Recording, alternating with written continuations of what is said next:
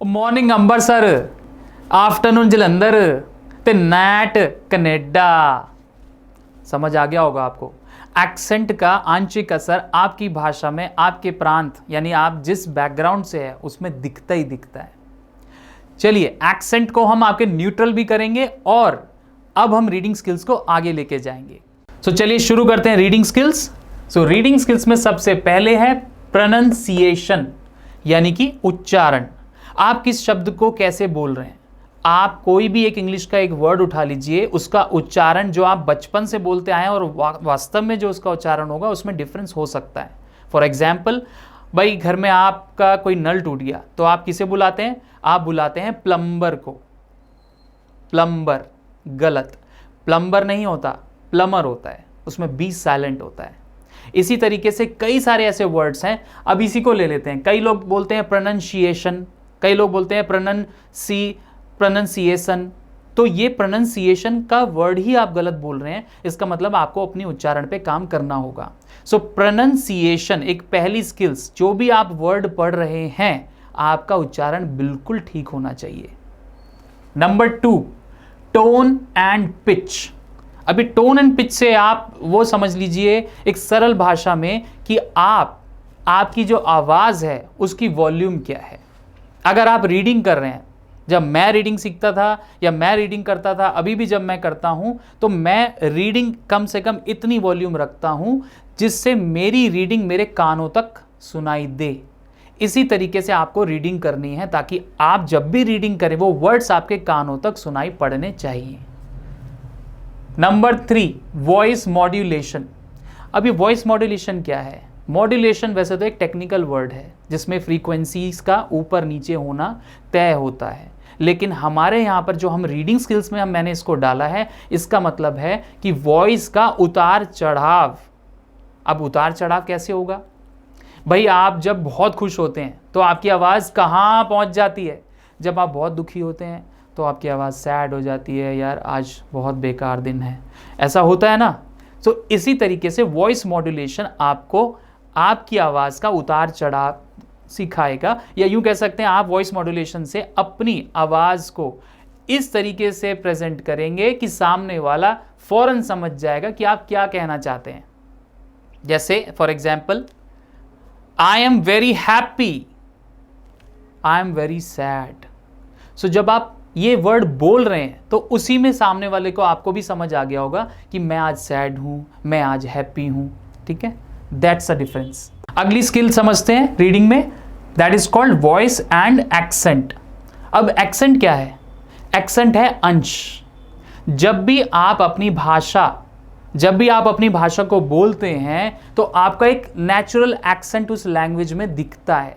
देखिए बचपन में जो आपने लैंग्वेज सीखी, यानी कि जो आपके घर में माहौल रहा, हो सकता है आप किसी कम्युनिटी से हैं, आप पंजाबी हैं, आप राजस्थानी हैं, आप बिहार से हैं, आप मध्य प्रदेश से हैं, तो जैसी भाषा आपके घर में बोली गई वैसा ही असर आपकी भाषा में बोलते वक्त आएगा ही आएगा, वो नेचुरल आएगा।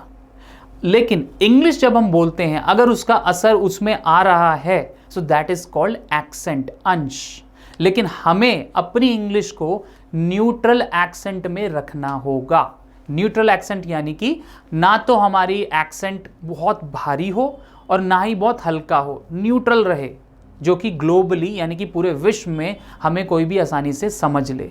अब हम रीडिंग स्किल्स को आगे लेके जाएंगे कि कैसे करना है। जान तो लिया कि स्किल्स क्या होती हैं, बट करना कैसे है, आइए सीखते हैं। अब हम करेंगे रीडिंग, लाइव रीडिंग। इसी से आपकी रीडिंग स्किल्स और आपकी कम्युनिकेशन स्किल्स की इंप्रूवमेंट होगी। लेकिन उससे पहले आपको वार्म अप करना ज़रूरी है। वार्म अप कैसे करेंगे इसका मैंने बहुत डिटेल में वीडियो पहले ही बना दिया, लेकिन मैं फिर से बता देता हूँ। हमारे पास कुछ एक साउंड्स हैं, वर्ड्स हैं जो कि वॉवल साउंड्स को मिलाकर बनाया गया है और उन वॉवल साउंड से कुछ हम वार्म अप एक्सरसाइज कर रहे हैं। कैसे कर रहे हैं इसके लिए आप ऊपर दिए गए आई बटन पे आप क्लिक करके चेक कर सकते हैं। और अभी के लिए अगर आपको क्विक वार्म अप करना है तो सिर्फ ये करना है कि जब आप रीडिंग करेंगे मेरे साथ तो आपको माउथ फॉर्मेशन को swish swash, swish swash, swish swash करना है। तो जब ये स्विश स्वैश आप जब माउथ फॉर्म करेंगे तो इंग्लिश ऑटोमेटिकली आपके लिए बहुत ईजी हो जाएगा। मैंने पहले भी बताया था, इंग्लिश हम जॉस से बोलते हैं और हिंदी लिप से बोलते हैं। सो जॉज का वार्म अप होना बहुत ज़रूरी है। आपके जो ये जबाड़े हैं इनका खुलना बहुत ज़रूरी है, तभी इंग्लिश ऑटोमेटिकली आप बोल पाएंगे, बहुत ईजीली बोल पाएंगे। चलिए शुरू करते हैं। हमने स्किल्स सीख ली हैं, अब हम रीडिंग करने जा रहे हैं और उन स्किल्स का यहाँ ध्यान रखिएगा। एक एक वर्ड की प्रोनाउंसिएशन आप खुद चेक करिएगा। अभी मैं एक बार पढ़ के बताऊंगा, उसके बाद आप जितने भी पैराग्राफ्स इस तरह के आएंगे आप खुद पढ़ेंगे। यह पैराग्राफ बोगी बीस्ट नामक एक बहुत डिलाइटफुल फेरी टेल से लिया गया है, जो कि इंग्लिश फेरी टेल्स का एक पार्ट है। इसको रीटोल्ड किया गया यानी बताया गया दोबारा से फ्लोरा एनी स्टील ने 1922 में, और इसे इलस्ट्रेट किया गया है बाय अर्थर रैकम ने। और ये स्टोरी चिल्ड्रन स्टोरी में भी फीचर हुई है। चलिए करते हैं फटाफट इस पैराग्राफ को फिनिश, शुरू करते हैं। There was once a woman who was very, अब ध्यान दीजिएगा यहां पे आ गया है comma, very cheerful though she had little to make her so, for she was old and poor and lonely. अभी मैं आपके लिए धीरे धीरे पढ़ रहा हूं ताकि आप एक एक वर्ड को समझ पाएं। ध्यान देने वाली बात, रूल क्या है कि जहां कॉमा आएगा आप रुकेंगे, यानी कि आप पॉज लेंगे। जहां पर भी सेमीकोलन आता है, कॉमा आता है, जहां पर किसी का नाम आता है तो आप रुकेंगे, उसको रिस्पेक्ट करेंगे। और जैसा मैंने बताया वॉइस मॉड्यूलेशन में, आपको अगर कुछ ऐसे शब्द दिखते हैं वेरी चीयरफुल, आपने अपनी आवाज़ में चीयरफुलनेस यानी कि आपकी आवाज़ में खुशी जाहिर होनी चाहिए, आपकी आवाज़ खुशी वाली आनी चाहिए। कोशिश करिए, पहला दिन है, इतनी जल्दी नहीं होगा आई नो, लेकिन हम कोशिश करेंगे आज से, अभी से। चलिए शुरू करते हैं।